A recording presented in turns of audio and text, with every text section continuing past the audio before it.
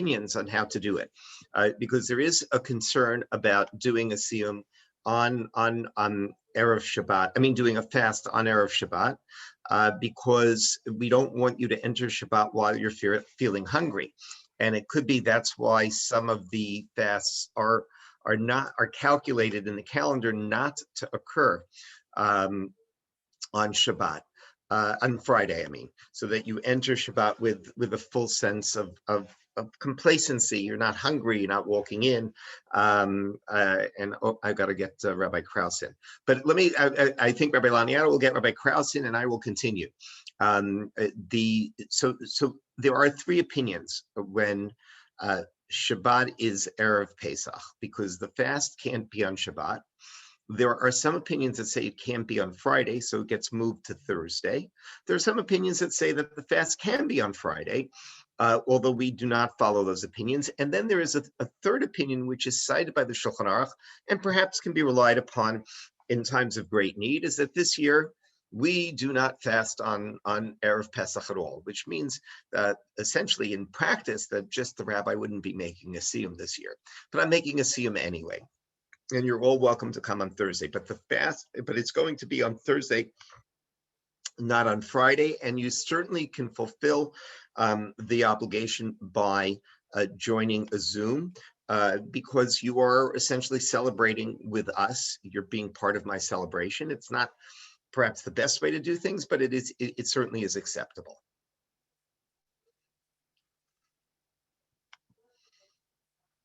Okay, so let's dismiss this question. So Rabbi Laniato, and by the way, everyone can put questions into the chat. And I see there was a question from Rabbi Krauss, which we have answered.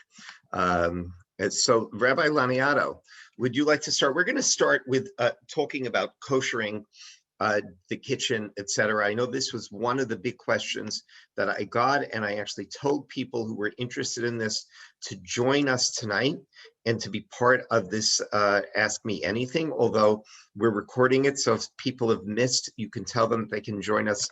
They can get a video of it, and Rabbi Laniato, I assume this is going to go to the cloud, and we can send the link to people afterwards. Okay, so Rabbi Laniato, why don't you get us started by talking about the different methods of koshering and how one does that. Sure. So I like to call this segment Pesach Cleaning Made Easy. Generally, people find Pesach cleaning very intimidating, but it really does not have to be. It's really very straightforward. It's simple. It could be done actually relatively quicker, at least much quicker than you would have thought. So I do suggest you have a pen and a paper. Pencil would be fine too. I'm going to just explain general principles first that you could then apply to anything that needs to be koshered in your kitchen. Okay, so get a pen and a paper. So two major things to keep in mind. One, the material from which it's made out of, and two, its use. So if you're taking notes, you're writing number one, material. And under material, there are three categories. The first category are things that cannot be koshered. You take these vessels, you put them away for Pesach, and you just don't use them. That's category number one.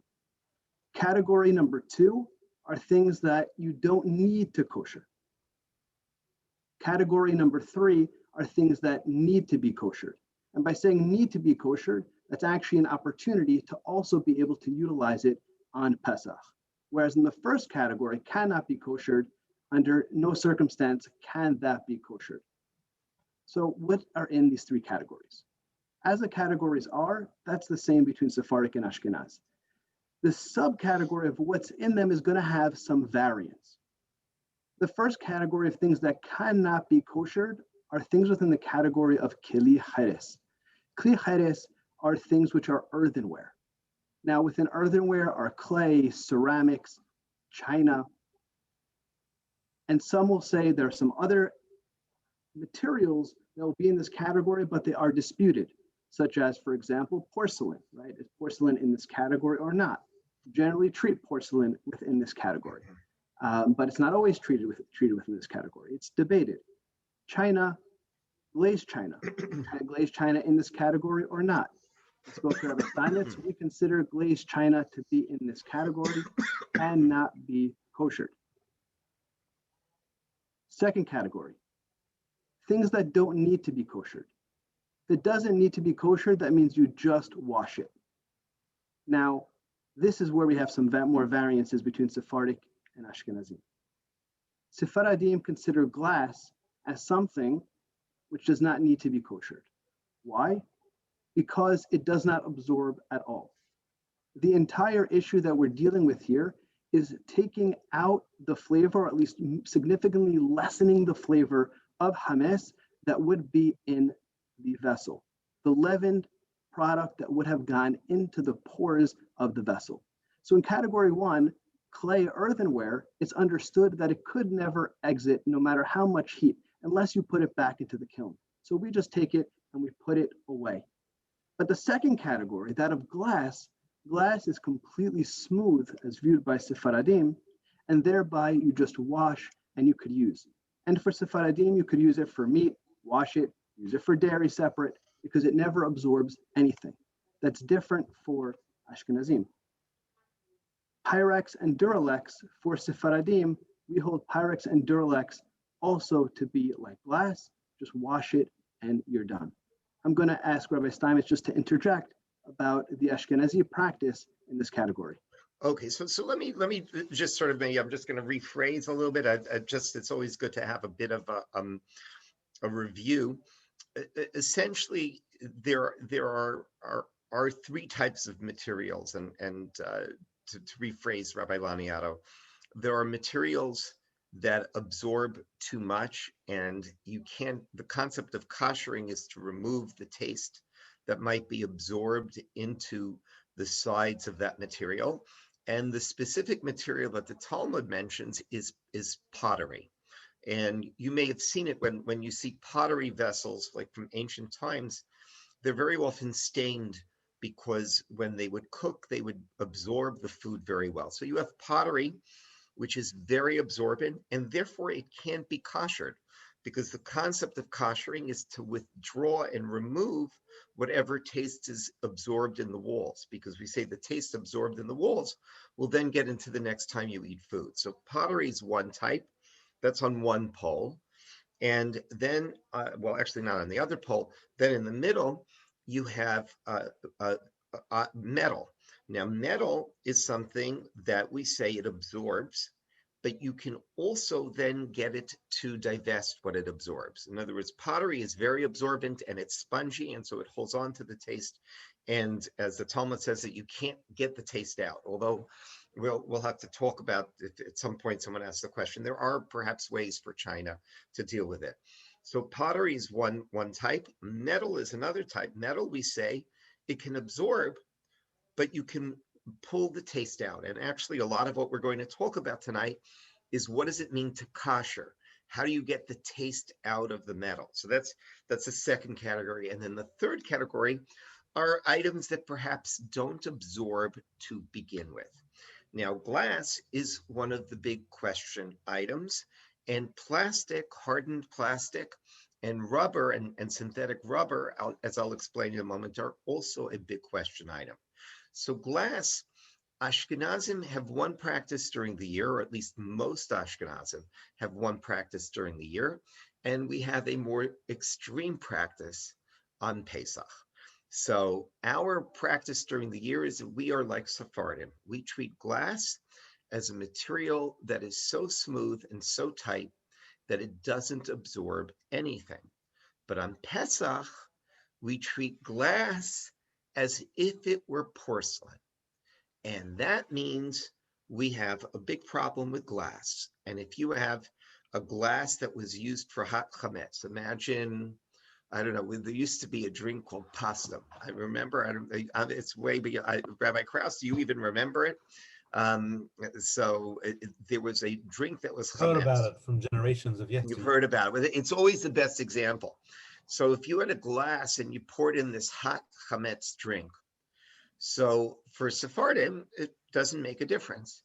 For Ashkenazim, that would mean that glass would now be have absorbed chametz, and you could not use it for Pesach, and that would be the end of that glass.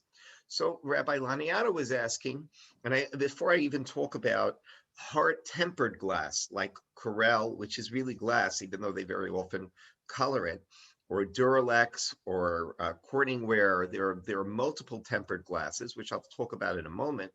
Let me talk a little bit about plastic, because plastic is one of those areas where everybody has a discussion about plastic. You know, when it comes to koshering dishwashers. So someone says, my rabbi 10 years ago told me I can't kosher my dishwasher unless I got a stainless steel one.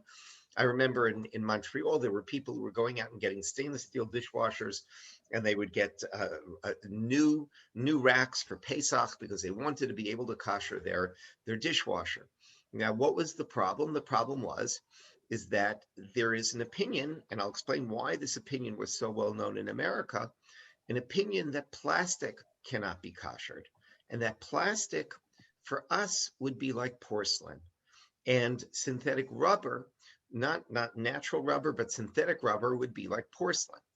And so there may be many of you that will say, I heard an opinion that you can kosher plastic. And what you heard is absolutely accurate, but it's not what I'm recommending to everybody. You may have heard that you can't kosher plastic, but I'm telling you that most rabbis, and many of the great rabbis in Israel, say that plastic can be koshered like any other material. And the reason why we in America are somewhat confused about it is because the greatest rabbi who lived in America, who passed away, it's actually 34 years, but think of what influence he had, Rabbi Moshe Feinstein. Rabbi Moshe Feinstein was of the opinion that all synthetic materials need to be treated like pottery, and therefore you cannot kosher those materials. So if someone comes to you and says, I heard you can't kosher, my rabbi or someone told me you can't kosher plastic, tell them you're absolutely right, but my rabbi says that you can. And that's why there's a division. Now let's get to the point, and I'm going to pass it back to Rabbi Laniato, who's doing a terrific job. Let's get to the point about hardened glass for Ashkenazim. So there's glass. We know Ashkenazim can't use glass, but perhaps there's a difference when you're using Corningware or Corel or Duralex. And the actual answer is yes. And this actually comes from a tshuva of Rabbi Ovadia Yosef, who is a great Sephardic rabbi, but he says this for Ashkenazim would be okay, and there are many Ashkenazic rabbis that agree. And the reason why hardened glass is different is because he argues that one of the reasons why glass, Ashkenazim will not use glass on Pesach is not because they feel that glass is absorbent, but because they feel that glass needs to be koshered like metal. In other words, the question is glass like pottery or is it like metal? Pottery you can't kosher, metal you can. So Rav Ovadia says that Ashkenazim who don't kosher glass for Pesach, it's not because they think it's like pottery, but it's because they think it's like metal. So you say, well, if it's like metal, why can't you kosher all glass? So he explains, because most glass is too delicate. And if you put it into boiling water, it would fall apart. It would break apart. And one of the rules is that you don't kosher something that you'll be afraid to kosher. And so that's why Rav Ovadia says that hardened glass, which is made for very intense heat, that you can kosher for Pesach. This is what I recommend to my communities. I've always recommended this. You can kosher any hardened glass that you would like to use on Pesach. So Rabbi Laniato, let's take it away from here. Sure. So in our categories, right, as you're taking the notes, the first category are the materials. So just to review, 3 major categories under materials. The first one, like we said, it cannot be koshered. As Rabbi Steinmetz elaborated a little bit further, it cannot be koshered because it cannot expel the flavor unless under extreme heat. And the problem with putting it under that extreme heat is that it will break. Or the other problem that we have is a kitchen simply can't do it. But that's not the reason why it cannot be koshered. Under that category, earthenware, clay, china cannot be koshered. The second category, oh, and as Rabbi Steinmetz mentioned, glass for Ashkenazim. For Sephardim, in the category of just wash, meaning it does not need to be koshered, is glass, Pyrex, and Duralex. Glass, Pyrex, and Duralex, you just wash it and that's it. Rabbi Steinmetz, for Ashkenazim, when you say Pyrex and Duralex and hardened glasses, do you require Hagalah or just washing like us? Your mic's off, Rabbi. That's exactly it. In other words, the logic for Ashkenazim is that we treat Pyrex and we treat all glass like metal, and regular glass, we say, it can't endure a regular Hagalah or immersing in boiling water because we're afraid it will break. But hardened glass, we're not afraid it will break, and therefore we can kosher it. And you're going to do Hagalah specifically? Or whatever, depending on how it's used. Depending on how it's used. Absolutely. Okay. That's going to be the next part of your presentation. Awesome. So the third one are things that need to be koshered if you want to utilize them for Pesach. So that's metals, plastics, but specifically you said hard plastics, rubber, and that's going to be important. For example, if you have something that's part plastic or part wood and part rubber, I get those questions every year. If both of those materials and all the materials in that serving utensil can be koshered, it can be koshered, assuming that you can get it cleaned enough that there aren't any crevices or any issue like that. Wood also can be koshered. Silicone also, all could be koshered. So materials that can be koshered are metals, plastics, rubber, wood, silicone. You have other things such as stone also can be koshered as well. And I think I covered everything. If I missed something, let me know. Items for Sephardim that don't need to be koshered, glass, Pyrex, Duralex. For Ashkenazim, glass cannot be koshered, Pyrex, Duralex must be koshered. And again, cannot be koshered is the clay and the china. We're going to say even the glazed china. Okay. Category number 2, its use. How do you generally use the vessel, right? We're not worried if once upon a time you used it differently, right? Because Shulchan Aruch makes very clear it's about the majority of its use, the regular way that you utilize it. So how is this vessel normally used to cook? Does it normally used to cook with a water medium? For example, in a pot, you put water inside, and thereby through the water boiling, it does the cooking, like with a pasta, for example. Or for example, you have a skewer, and that skewer is used inside of a barbecue or inside of an oven. And thereby you have the, let's say, the chametz, the leavened product, directly touching the metal, and it's through a heat medium that the flavor of the leavened product is going into the vessel. So again, its use has 2 major categories. The first one I mentioned is with water. So in a pot, if there's water that's utilized to cook it. And the second category is one that's through just heat directly to the object with no liquid medium in between. Now, I said water, but it also could be oil.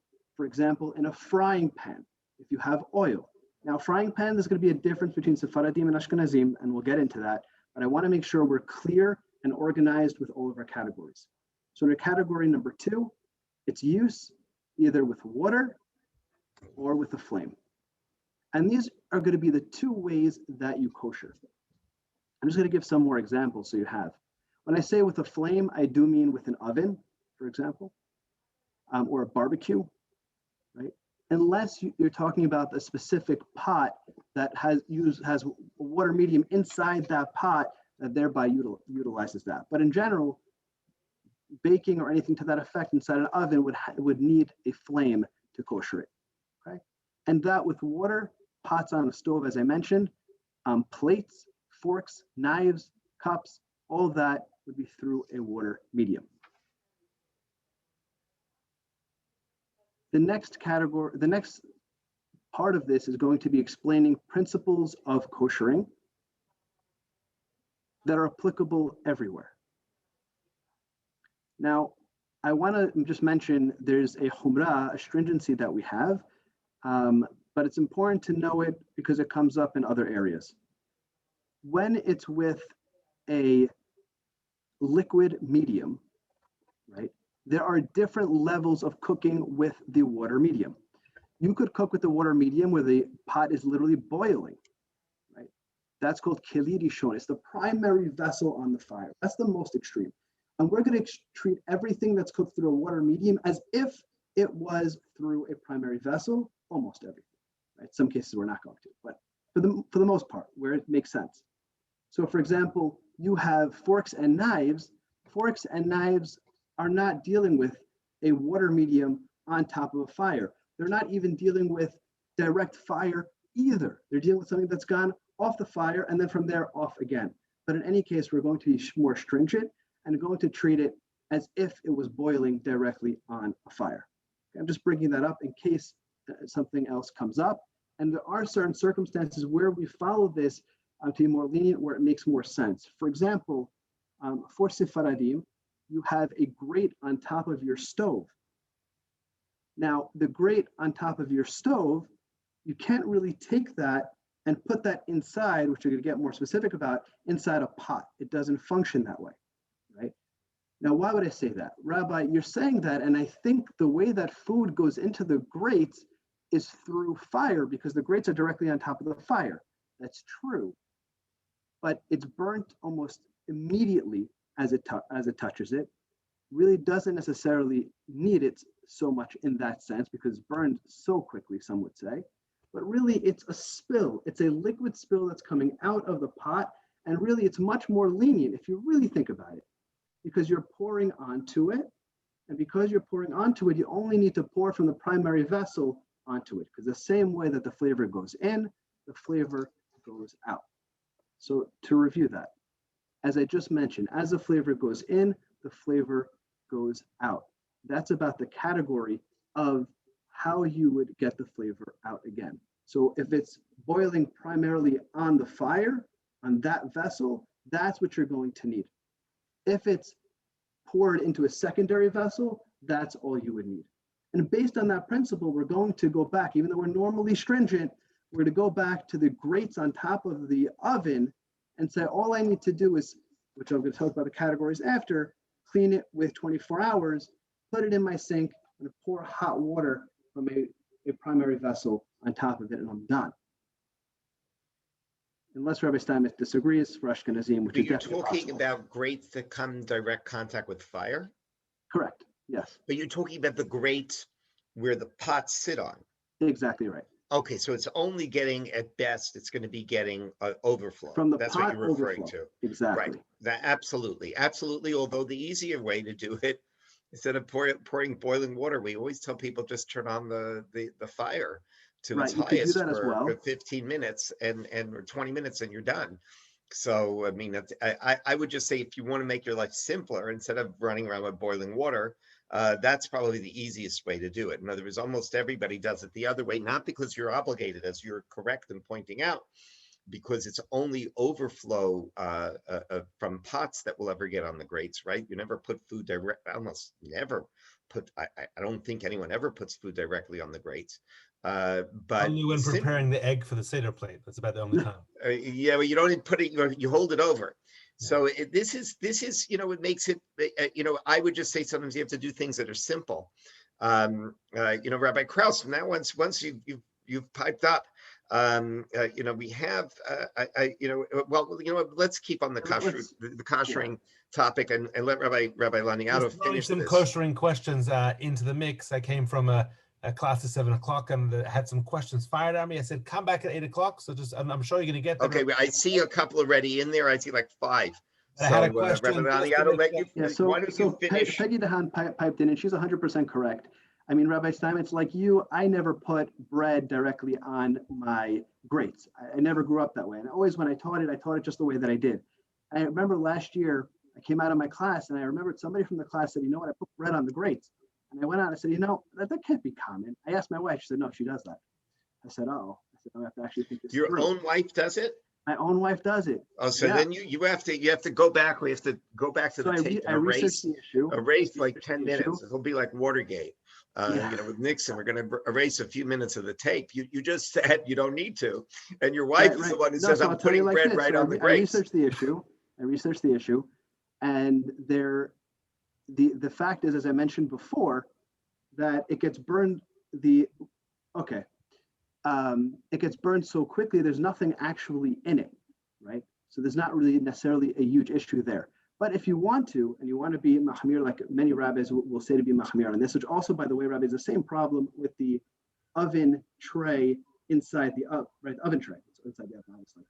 Well, the oven tray we'll Actually, talk about. We'll talk about. But this we'll get there. anyway. Let's not get over thing. Let's just make it simple.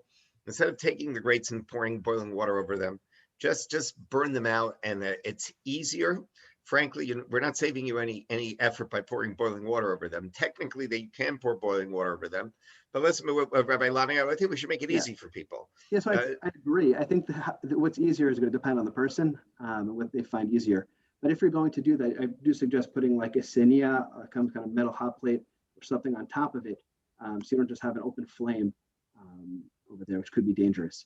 So absolutely, when I talk about koshering, safety first. We're going to talk about some safety procedures. So now do you have anything else you want to say about in terms of how, in other words, this is an idea that, and the Talmud is called kibolo kachpalto. The way it absorbs is the way that it releases its taste. And Rabbi Laniato spoke about different ways that the taste could be absorbed. It can be absorbed with the food being directly on the pot or other cooking object on the grill, and then directly on the fire, which means that there's no medium of water, or there could be the medium of water in a closed pot, which is directly on the fire, something we call a kli rishon, or it could be an irui kli rishon, where you're pouring it from the pot, where it's the overflow of a pot. And let's say, to give you an example, one of the things that Ashkenazim have to very often kosher is your microwave plate, the plate at the bottom of your microwave, because everyone says, oh, you don't really have to kosher the microwave the other way you're koshering it. You have to put in a cup of water and leave it on. Actually, what really needs to be done is the tray needs to come out and needs to be koshered, because there's always overflow pouring on it from when, like I did last week when I was trying to make hot chocolate. And the hot chocolate a little overheated, and the milk was all over the tray. I didn't tell Lisa, and I just dealt with it myself. So she didn't know that I was wrecking her kitchen. But the tray has to be koshered. But the tray, as Rabbi Laniato pointed out, can be irui. You can pour the boiling water over it rather than immersing the tray in the boiling water, because that's the way that it comes into contact with food. So, Rabbi, any other? Because I see the questions are popping up now. Yeah. We're still going to be missing some of the principles, though. So, general principles that are always in play. It have to be 24 hours since the last use. So you have to have that in your note. 24 hours since the last use, and it needs to be clean. Unless you're submitting it into fire, generally for koshering, it has to be cleaned. Cleaned well, that you don't have residue or anything actually on it. So whenever we're talking about any of these also not using for 24 hours if you're doing Hagala. I didn't hear you. When you do Hagala, you also have to not use it for 24 hours. Yeah, that's exactly what I'm saying. So these are two principles. Whenever we're talking about any of these modes of koshering, these two principles are always in play. 24 hours since the last use, and must be completely clean. The only time that's not going to be in play is the must be completely clean, is if you're doing an oven with a self-clean, which therefore just burns everything. And you don't need the 24 hours. You don't need the 24 hours. Though. The problem that I have with the self-clean in an apartment are the fumes. They're horrible. So that's an issue that comes up. But like I said, we're talking about what's easiest for everybody, what works for everybody. You kind of have to figure that out. We'll give you some other options also for the oven in case you have little kids and the fumes and it's problematic for you.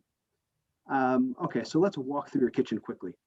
So the oven, we just spoke about the oven. If you have self-clean and that works, that's great. But if not, clean it, including the trays, and put it on the highest temperature I say for an hour. I'm not sure what Rabbi Steinmetz says for how long. Yeah, I mean, they have all different things, an hour and a half.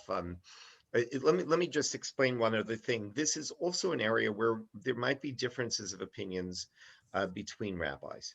And there are some rabbis who may be more extreme on ovens. I generally am not.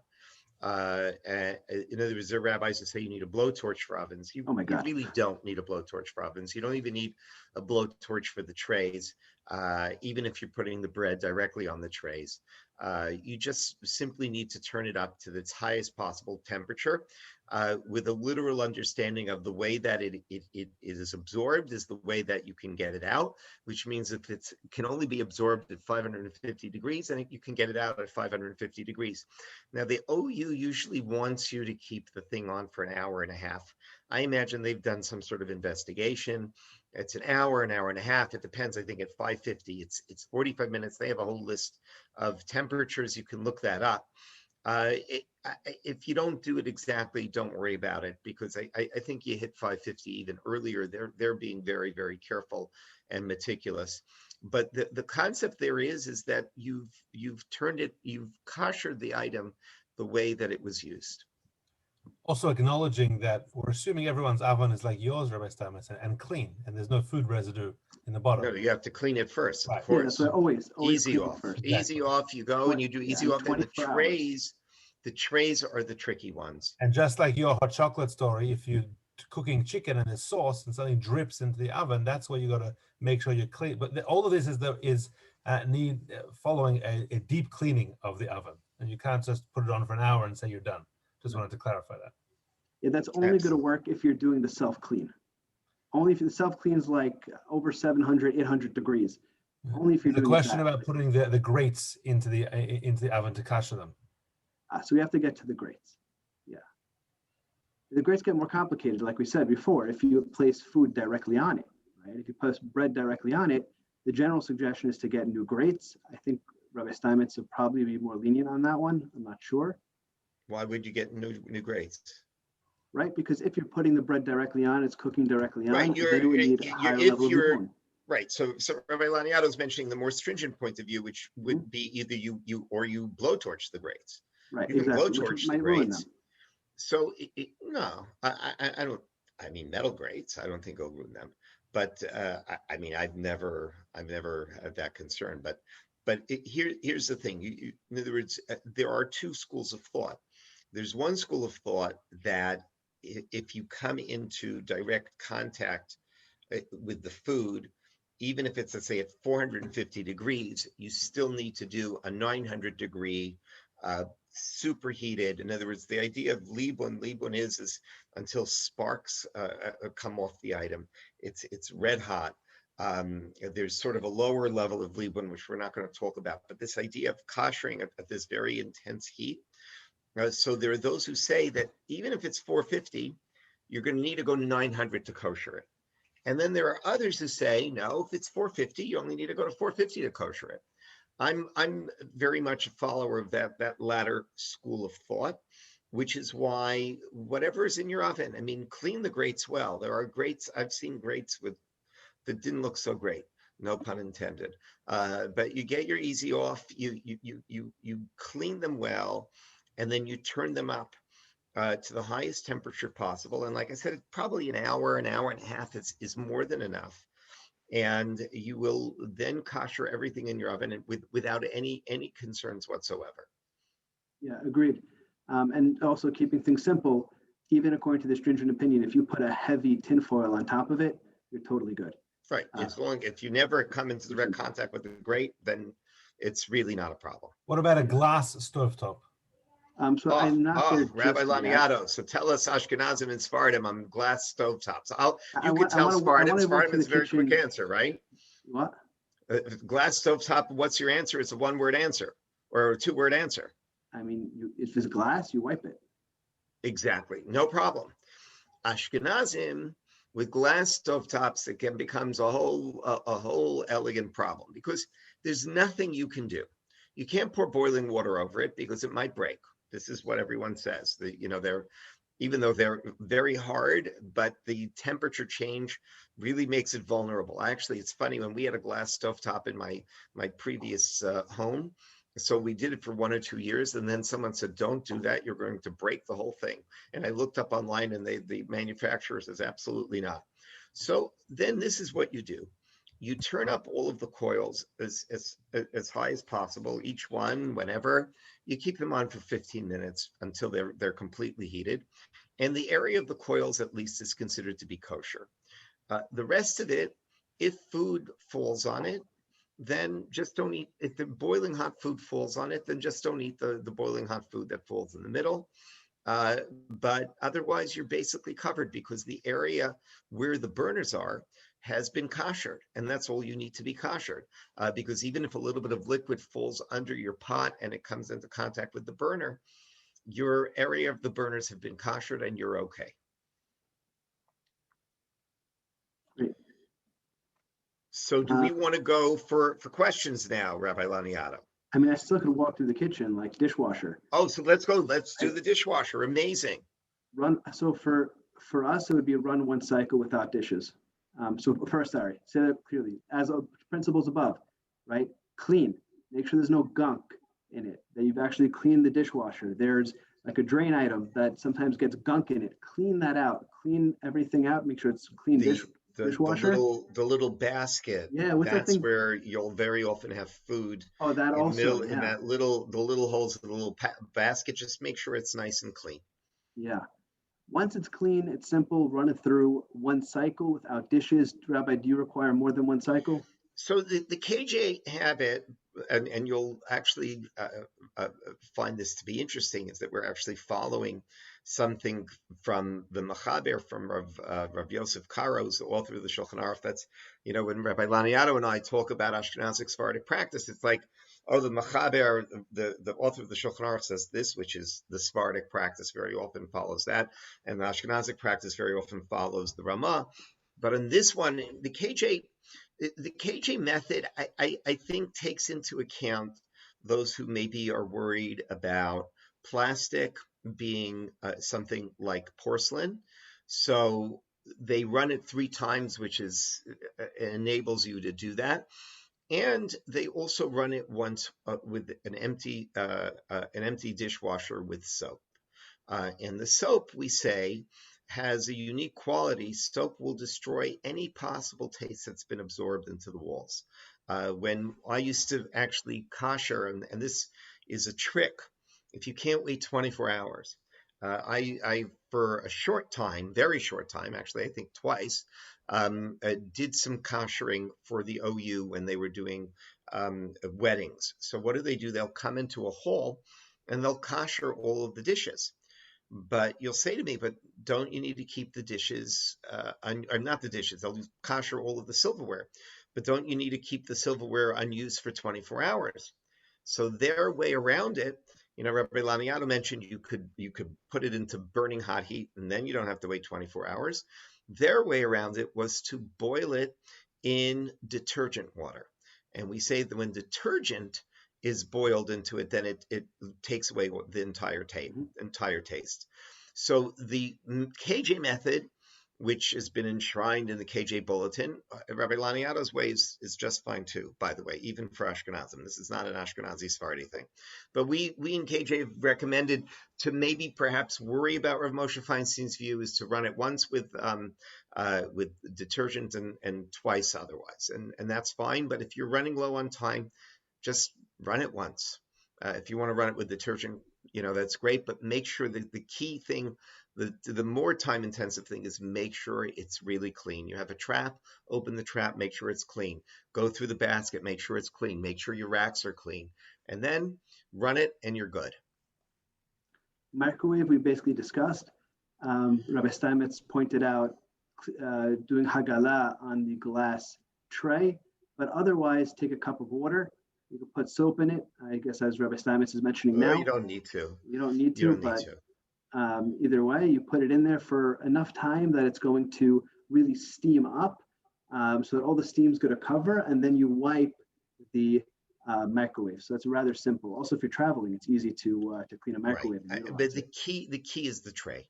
The real key here Mhm. is the tray. If you don't get to put the cup in, well, it's only 39 of you.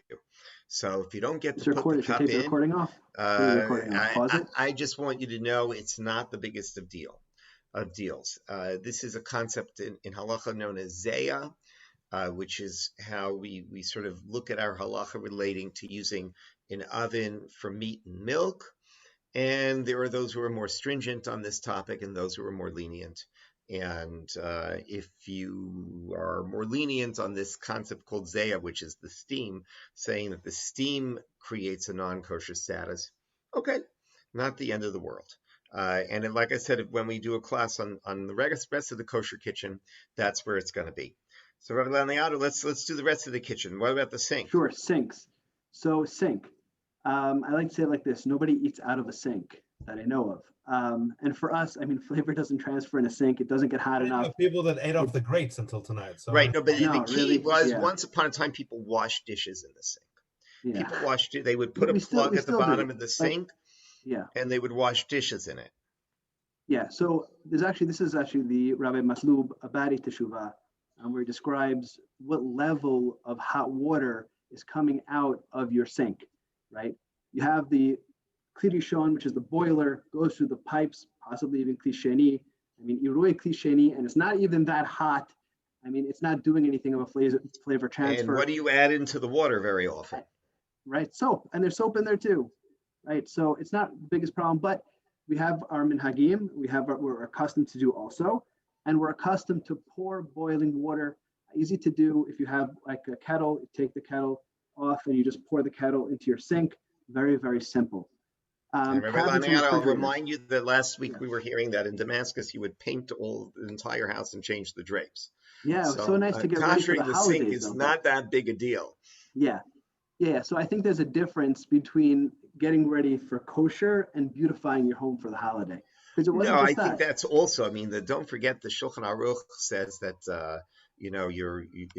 there was a minhag to scrape the walls Yeah. also. So I think So he there brings that up. there are more people like to be stringent sometimes. Yeah. So it's interesting. I have a class. Maybe I'll do this for my Saturday afternoon. I have one that Pesach is the anti-OCD holiday, based on Ooh. Shulchan Aruch. Because, Okay. for example, in the one that you just mentioned, but okay, so that's a very interesting one. Yeah. But I think he's bringing that minhag specifically to say it's extreme, but don't bother them. Leave them alone. Right, but let's go back to the sink. So the sink, so boiling water, right? Yeah, that's it. Simple. Done. What do you say about countertops? Okay, good. Countertops. So let's come back to countertops. Let's do some more simple ones first. Silverware. So cabinets and refrigerators is the next one that I have here. Cabinets and refrigerators, you just clean it out. So take everything out of your refrigerator, wipe it, you're done. Right? Do you have to put in liners? No. Good. Very good. No. Everyone needs to know that. It's nice to put in liners, especially if your mother and your grandmother put in liners, or maybe in some homes your father and your grandfather. where do you think But it is not required. What? Why would people put in liners? Where does it come from? Well, people wanted to, they were afraid the chametz was stuck to the cabinet, and they wanted to cover it over, and that was what they would do. I mean, I remember using contact paper and all types of coverings. I don't know if they did this in your home, Rabbi Krause, or Rabbi Laniato, but we did a lot of covering. And a lot of people did a lot of covering, because I can tell you the local hardware store was selling a ton of coverings. People would cover. So it is something people do, but you absolutely do not have to do it. Mm-hmm. Absolutely, you just have to clean. Your cabinets are not embedded with chametz. Yeah, and this really goes to the general principle. We only said that something through a heat medium, whether through fire or whether through water, hot water needs to be koshered, right? So cabinets and refrigerators are not hot. They're specifically, refrigerators are cold, and your cabinets hopefully are not too hot. And thereby they do not allow for flavor transfer at all. That doesn't happen in your refrigerator or in your cabinet, and that's why it's just clean, okay? Rabbi mentioned plates, forks, knives, cups, silverware. So all of the principles we mentioned above apply. All of the above would be fine through Haggalah. So we have to talk about how Haggalah Well, I happens. mean, if you have a metal plate, you're not going to have plates usually, but you'll have silverware that you'll be able to do Haggalah on. I mean, some people have, Generally, yeah, unless you have plastic plates or something or like that. glass, right? Well, glass, hardened glass for doesn't need Haggalah, Ashkenazim, just rinsing. Corel for Ashkenazim. Otherwise, really, there's very few types of plates that you could ever end up koshering. So the way that you do Haggalah, so first, safety first, right? So that's really important. So you're dealing with hot water.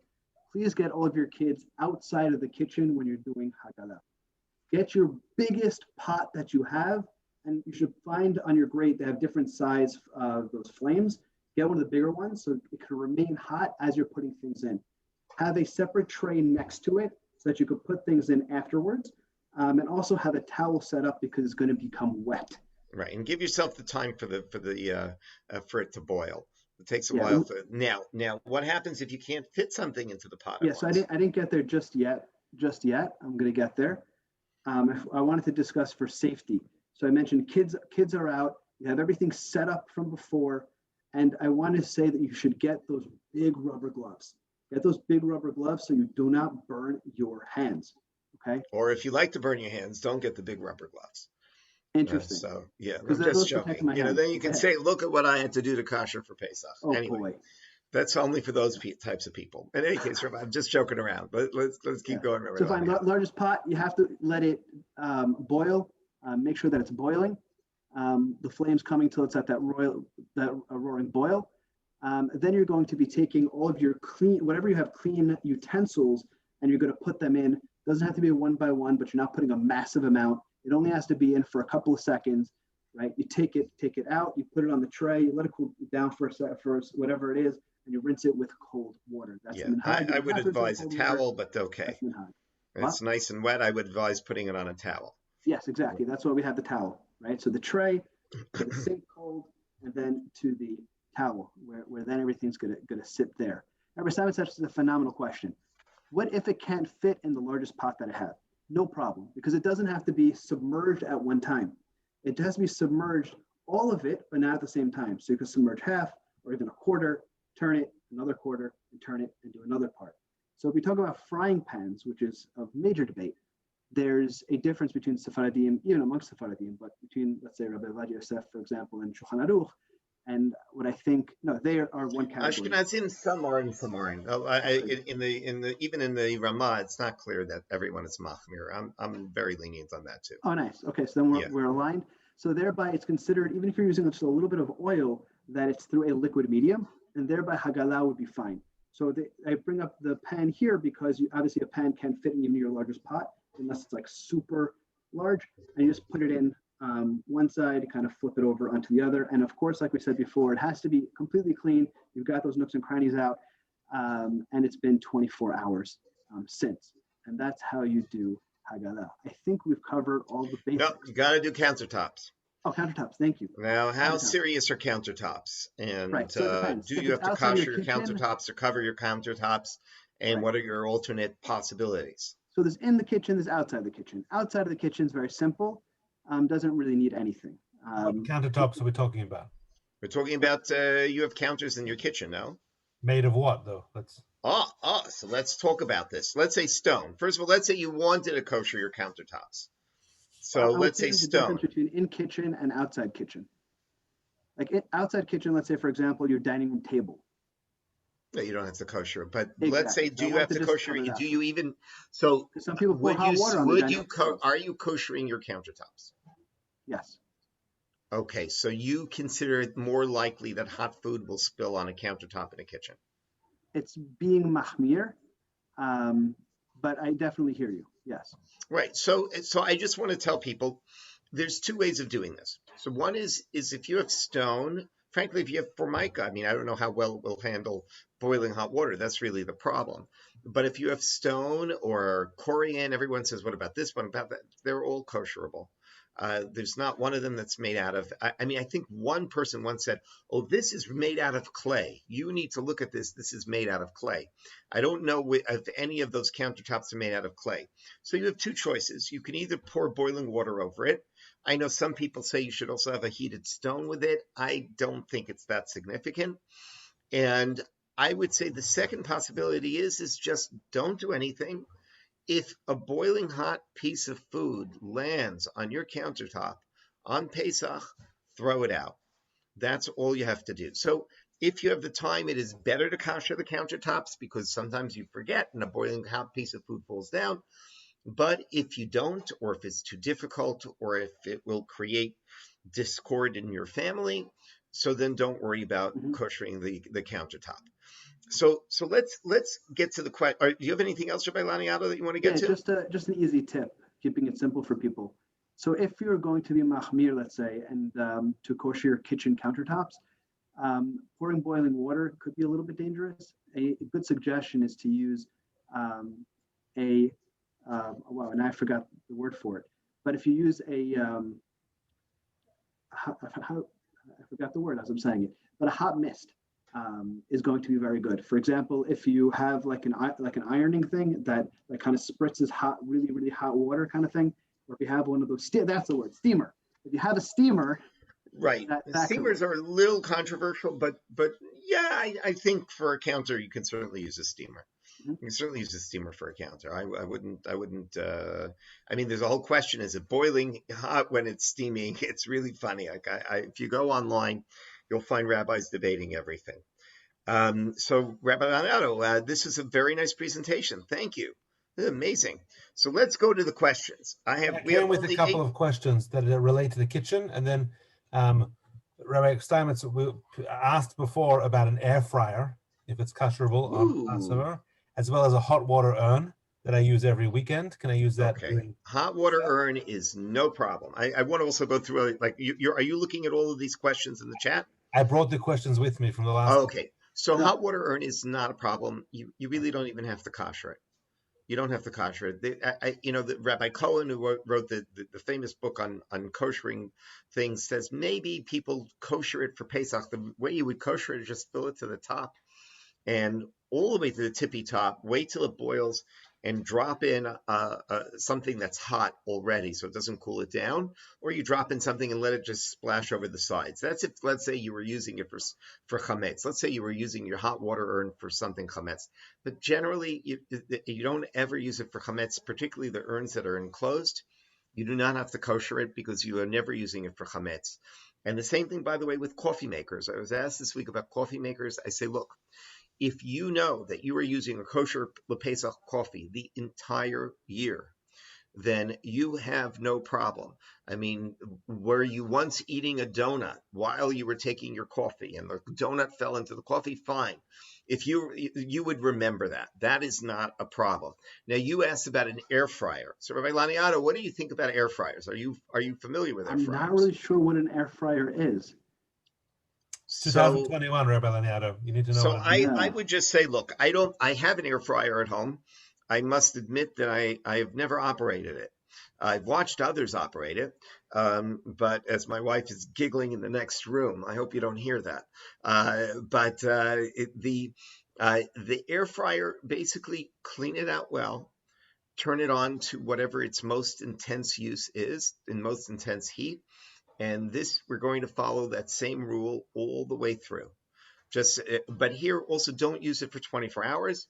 Clean it out well, clean it out very thoroughly, and then turn it to its highest possible intense heat and put it on for whatever its longest use time. And then you're basically done. So you're covered for air fryers. What else, Rabbi Krauss? There's some questions in the chat that relate to. Okay, so let's do glasses. Roberta. I come to liberate everyone from the drinking glass problem. So here's the thing. Once upon a time, drinking glasses would maybe be used to hold beer in them, and you would put them back in the fridge, and they would sit for 24 hours. And then there was a type of koshering called milui ve'irui, which is that you would soak the glass for 3 consecutive 24-hour periods. Now, number one, even if you did need to do milui ve'irui, if it was something that was strong enough, well, generally it won't be strong enough to be koshered in boiling water, but okay. So I say that unless you're using the glass for hot, you do not need to kosher it. And if you're using the glass for hot, you generally can put it into boiling water and kosher it that way. So if you're using the glass only for cold, there is no concern. Now, I know that when I spoke to Rabbi Weider about this a few years ago, when I kind of changed what KJ had in its bulletin, he said, well, you do use the glass in the dishwasher, but I have to tell you, if you use the glass in the dishwasher, it's a non-issue also, because you use it with detergent, and so the glass can't become not kosher. So just if cold glasses, Ashkenazim and Sephardim, Rabbi Laniato, do you tell people the glasses that you drink cold in, do they need to do, they'll say, certainly you don't have to do anything. Ashkenazim don't have to either. Okay, let's see if, I don't know how to work this chat. I have 11 I'm new looking messages. at the chat, Rabbi Steinmetz. People are asking and wondering if you're an Ashkenazi but traveling to a Sephardic home, or if you have both customs in your marriage. Can you both customs in your marriage? Well, that's a separate class. We're going to be doing. We're going to be doing a separate class for how to navigate religious differences. Religious differences, by the way, is one of the major sources of conflict in marriage. There are several, like when the experts on marriage, they talk about it. Religious conflict is one of the major areas of conflict. So you can have it whether one is more observant than the other, or one is Sephardic and one is Ashkenazic. So let's see. I have here, after Roberta's question, I have Ebony's, and we're going to go to the Q&A questions also. Very basic question. Are regular dinner plates considered earthenware, or can they be koshered? It depends on what regular is. If it's Corella, it can be koshered. But most or stoneware or earthenware or china, they cannot. Okay, electric glass top stove, we did already that. Putting a pizza on the flame, thank you, Peggy. That was for Rabbi Laniato, right? And then you remembered your wife. We put pizza bread on the grates also, Bob. Okay, Ebony is asking. Also, what is the correct procedure for cleaning a pantry when you remove the chametz? Just clean it thoroughly. Clean it well, clean it thoroughly. Roberta, thank you for the compliment. Okay. And Ebony, maybe designate a small area or another cupboard for a Pesach. So granite does not need covering. So this is, Bob, you asked that question. I think granite in the kitchen, if you can kosher it, that's great. If you can't get around to koshering it, or again, it creates trouble, the best way to kosher is to pour boiling water over it. But if not, you can cover it, as David Stein mentioned. You can cover it with, I wouldn't do it with aluminum foil, but we used to do it with contact paper. You can either cover the counter, you can kosher the counter, or like I said, if you really want to sort of go a little bit more lenient, you can say, I'm not going to eat any food that falls on it. Rubber clips on the grill, that's not a problem. What about the fact that we use sponges to clean hot water urns, even though they're... No, your sponge is never going to be a vehicle for making something not kosher, because your sponge is filled with soap. And remember, soap is very important. Do we need a tovel or kosher new pots or pans? Okay, so do you need a tovel your new pots or pans? So the answer is maybe. Actually, on Amazon, you can buy pots and pans that are pre-toveled or made in Jewish factories in Israel. So why you need to sort of immerse your pots and pans in water is because I think in some ways the kitchen is almost indicative of our identity. So you do have to immerse it in a mikvah, but you can get pre-immersed online. Let's do the 12 questions here. Okay. I have a question here about an Ashkenazi whose family usually follows the Sephardic tradition. So I want to say this for those who come from families that maybe were cut off from the Jewish tradition for several generations, and maybe now rejoining as part of a Sephardic family. You're marrying into a Sephardic family, becoming more observant. You are able to accept those customs as your own. because you do not have an established custom in your family. And Rabbi Laniato, that you would be happy if you have others who join. Don't forget, in Sephardic practice, there's also all sorts of debates. Moroccan Jews don't eat rice. Syrian Jews eat rice. Although I have to tell you, Rabbi Laniato, last week, after Benny described the way they checked rice in order to have it for Pesach, I had someone write me, he says, "Thank God I'm an Ashkenazi. I don't have to check the rice." I saw it on Facebook. Yeah. Yeah, thank God I'm an Ashkenazi. If you want to travel during Pesach, Thursday or Sunday, there's no real difference. It's only whether or not you need to clean your house. Well, Sunday's Chag. Yeah, Sunday is Chag. So you want to travel before the holiday or after the holiday is over. If you want to follow up with that question, because maybe I'm not getting it, you can always follow up with Rabbi Krause or with myself. If one is half Ashkenazi, half Sephardi, which choice do you have? A choice of method which you follow? There's no politically correct answer to that. Pretty much aligned in kosher kitchen. What's that?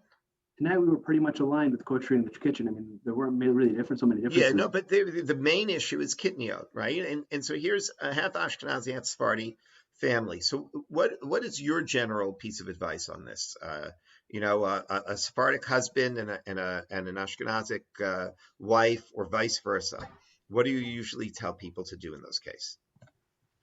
I mean, I think it's as you said. I mean, it's relative to the relationship.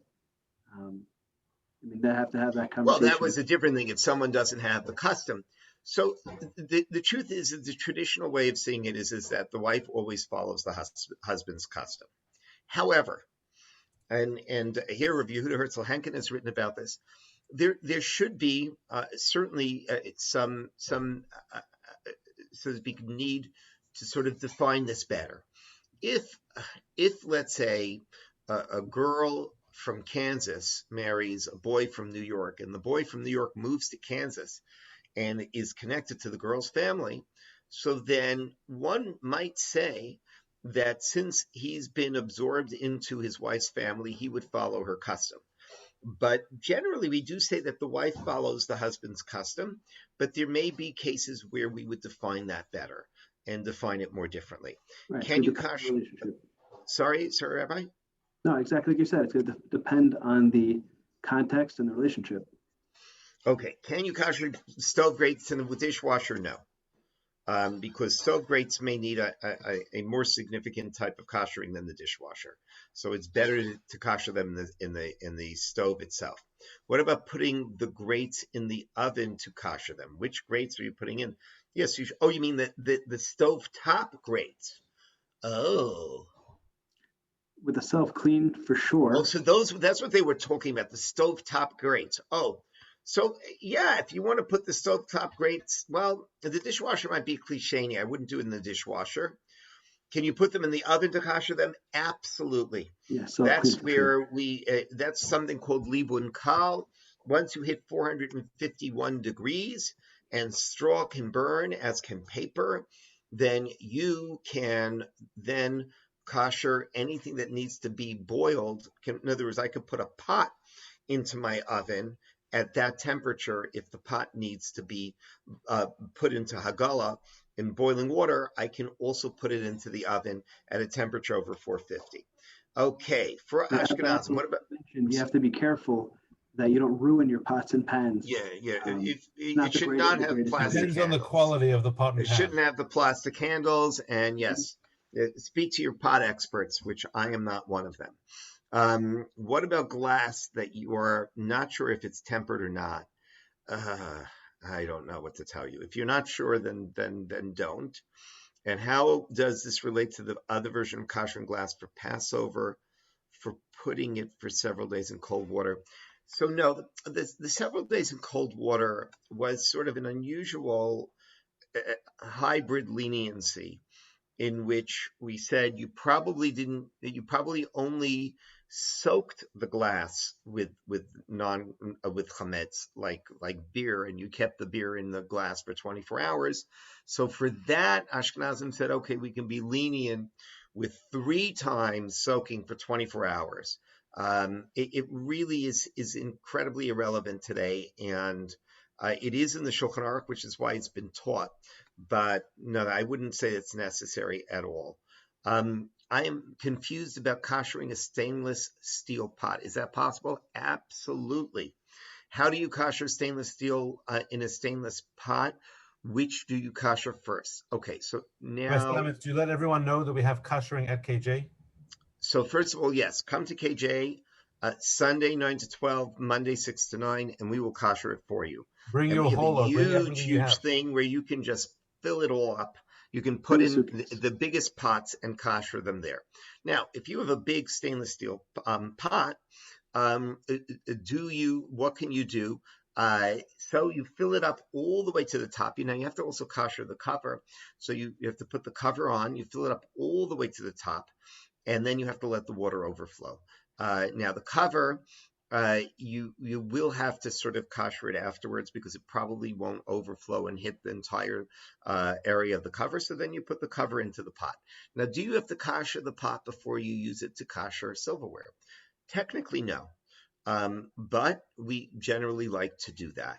But there is no technical reason for it because the idea is that the water will not absorb the water that you're putting everything into. It's more than 1 day since it's anything's been absorbed, and it has probably 6 times the amount. But we do like to kosher the pot, but then don't forget you're putting into it silverware which is not koshered yet. So, but you don't have to. You do not have to. What about Soda Stream? Never a problem. Oh wait, Soda Stream, do you put in Depends on the flavored? flavors. If you're Do you using put it into the thing? You put it into the bottles afterwards. no, the Soda Stream, it depends on two things. One, it depends if you're using glass or plastic, and flavorings. If you're using some of the flavorings, they're But not. you don't run it That's through the all Soda cold, Stream. no? You don't run it through the Soda Stream anyway. The flavor. So, yeah. The flavor goes into the But it's only afterwards. You pour it in afterwards. and then some people put them in the dishwasher. Okay, so yeah, I mean the Soda Stream bottles are cold. You don't have to do anything. You clean it out, wash it out. Hot water urn, not a problem. Coffee maker, again, if you're using chametz coffee, then you should descale it, you should clean it, and you should run it for a full time. Now the problem is that if you're Ashkenazic, the urn can't be used if you were making chametz coffee. So you cannot kosher a coffee maker, or at least you can't kosher the bottom of it if you were making chametz coffee. And most of the flavored coffees we say could very well be chametz. So here's where Sephardim really can get a big win, because that a Sephardim can just clean it out and use it, and Ashkenazim cannot. Now, I don't know if the bottom is hard enough that you could put it into boiling water. If you could put it into boiling water, great. I don't know what type of material they make the bottoms from, but you cannot, if you used non-kosher for Pesach coffee, you cannot kosher the bottom. Okay, so let's take a look. Olive oil, all olive oil, pure olive oil is kosher for Pesach. Doesn't need to have a kosher for P. Do they have something about this on the OU website?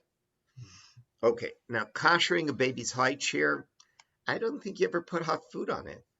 I don't know. Gabe is asking that question. I don't think you put hot food on it. Can't one cover the countertops? Absolutely.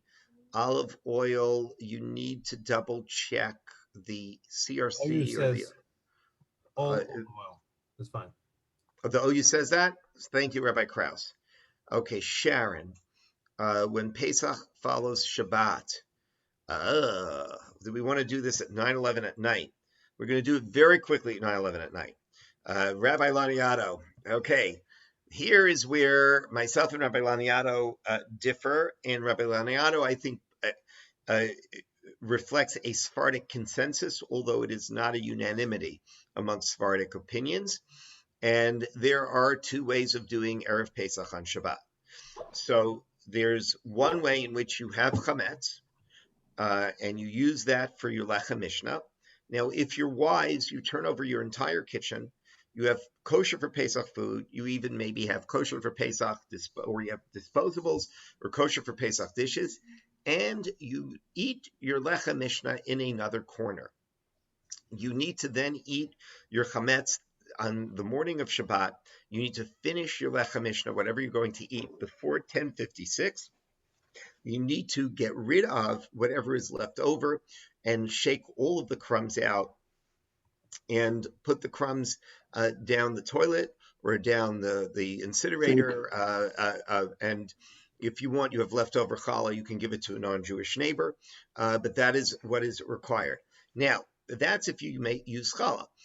I am recommending to everyone to use egg matzah for your lechem mishnah at both meals, and to turn over your entire kitchen to Pesach, and you can make your hamotzi for both meals with egg matzah. It is problematic. You cannot use regular matzah. You absolutely cannot use regular matzah. You can use challah if you finish it by 10:56 in the morning and you keep it separate from your Pesach stuff. And as Rabbi Laniado will tell you, you can use fried matzah, which is dipped in oil and then fried and or cooked in another liquid. Although if you cook it, it's going to be kind of hard to eat it. But if you fry it where it will stay hard, you can use fried matzah. As long as it's been cooked, and frying is considered to be cooking, you can then use the matzah for the lechem mishnah on both meals. But you cannot eat matzah on Erev Pesach because we want you to have an enjoyment for matzah, and you can't eat the matzah that you could eat at the meal. So if it's changed, if it's egg matzah, it doesn't taste like the matzah at the meal, and fried matzah you can't fulfill the mitzvah with anyway, and it doesn't taste the same way. So then you can use that matzah. But I'm recommending for Ashkenazim to use egg matzah and to use that for both meals. If you want to be sort of more stringent about it, stop eating your egg matzah at 10:56, which is a whole other discussion, which will take us past 10 o'clock. And you should have been on my class last night. I can send it to you, my Wednesday night class. But you don't have to be stringent, and I personally will not be stringent on that point. And I think that Ashkenazim can eat egg matzah for most of the day. You cannot eat it on Pesach. Sephardic Jews do eat it on Pesach. But Rabbi Leonardo, for another reason, because he feels that egg matzah is always mizonot, says you can't use that for the 2 loaves of bread on Shabbat. So what are you recommending your people to do, Rabbi Laniado? And you'll get the last word. Sure. So for Oneg Shabbat, for enjoyment of Shabbat, every Shabbat we have lechem mishneh, we have 2 loaves of bread. And as Maran Shulchan Aruch says, it's impossible without having bread. That's how we establish our seudah, or meal. It's interesting, though, that as Rabbi Steinmetz pointed out within his class, the Beit Yosef does mention on this scenario using matzah ashira, utilizing like an egg matzah. So that is a possibility. But if I'm going to talk about what my ideal is in my practice from 13 years ago was to pray early. This is the way it's laid out in many of the sources. Pray early, come home, have your table set. You could have plastic utensils or whatnot. You have your pita bread because it does not crumb, and you have some of your dips, and you enjoy, and you're going to have at least 20 minutes, 30 minutes. If you're going till 10:56 after shul, you're praying early, you'll have plenty of time to enjoy your pita. You'll be done with that, and then you'll bring out all of your kosher for Passover food after. If you're not going to do that, and you're going to be utilizing, like Rabbi Steinmetz is suggesting, the matzah ashira, whether you're taking regular matzah and frying it, or you're going to be utilizing egg matzah, there's a big difference for Sephardim. Because regular matzah that is fried, that still has a status of hamotzi. You're still going to wash netilat yadayim for, and you only have to have a small amount, a kezait amount of it. For Sephardim, the issue with egg matzah is that you have to have a very large amount. You have to establish a meal on it. So the amounts vary from the most extreme being 6 sheets of egg matzah.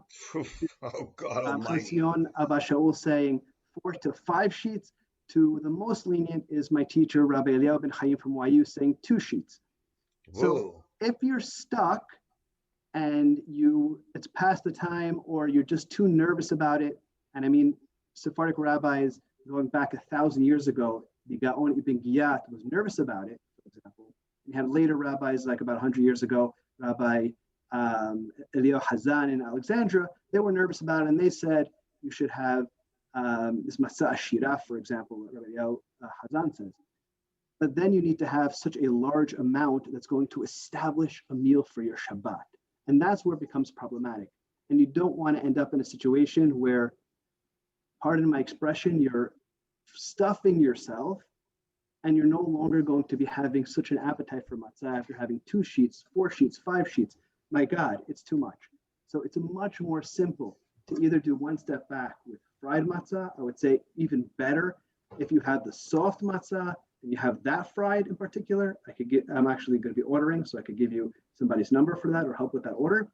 Or if you just come home, you have your pita bread set up with your dips, and after kiddush you have that and finish, and you won't have any more problems with the pita. It'll be super simple. You'll be enjoying your Shabbat meal with bread. You won't be having too much of the egg matzah. Excellent. Rabbi Laniato, please. Sorry, yes, Rabbi Krause. The meal on Shabbat before Passover can continue after 10:55, 10:56. Absolutely. You just can't have the chametz. You can't have your matzah, of course, but you can certainly have chicken and brisket. Just wanted to clarify that for and people. Enjoy your meal. Obviously, you don't want to eat late, so you can enjoy your Seder as well, and you don't want to eat too much, so you can enjoy your Seder, but you want to have a nice Shabbat meal. Yeah. So we didn't mention, but we should mention the Kal Hamira.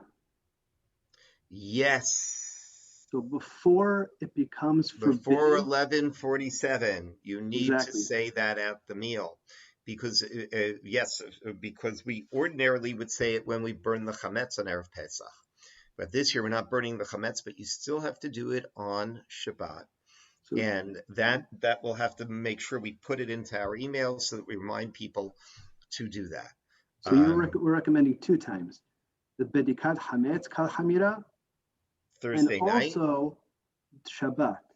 But if you're going to be having bread, for example, for Shabbat, Friday night, Shabbat morning, you should have that pita or whatever it is in a specific box. And when you're saying Kal Hamira Bitul Hametz and nullifying your Hametz, you're making it clear that you're not nullifying the Hametz that you're going to be eating. So that needs to be clear. Right. Okay. So we're going to close this up. We could go on for hours. But Rabbi Lanata, you're going to have to send me the number for where to get the soft matzah, because I think I'm going to give it a try this year. I assume you have to reheat it, because I imagine it's not all that good unless you heat it up beforehand. But I'm going to give it a try. I wish all of you a happy and wonderful Pesach, and I look forward to seeing everybody next year. And we're going to do this again next year. We're having a lot of fun here. Next year, we'll have Rabbi Feldman. We're going to have a big luau. Maybe we'll give ourselves an hour and a half next year. And I wish you all a wonderful Pesach and a wonderful evening. Rabbis, final wishes for everybody? Yes, but Peggy just said, do we have a cheat sheet? So yes, there will be cheat sheets. Rabbi Steinmetz already has his cheat sheet that's already published in the bulletin, and he had emailed out with about how to kosher. I know he wants to update it more. I have mine from last year that I am updating, and I'm going to be sending out next week. Yes, my famous cheat sheets like I had for Purim and last year Pesach. I'm really wishing everybody a Chag Kasher V'Sameach. And the beginners have theirs as well, available in our WhatsApp and email. Final words. I said earlier, famous, beautiful Torah from Rav Levi Yitzchak of Berditchev, the famous Hasidic master, that we should flip what we say before Purim, before Pesach. For Purim, we say a freilich and a happy Purim and a kosher Pesach. Let's worry about having simcha and joy, because there's no Yom Tov without simcha and joy. The work and the preparation is important and key, but let's not excuse ourselves to thinking spring cleaning is Pesach cleaning.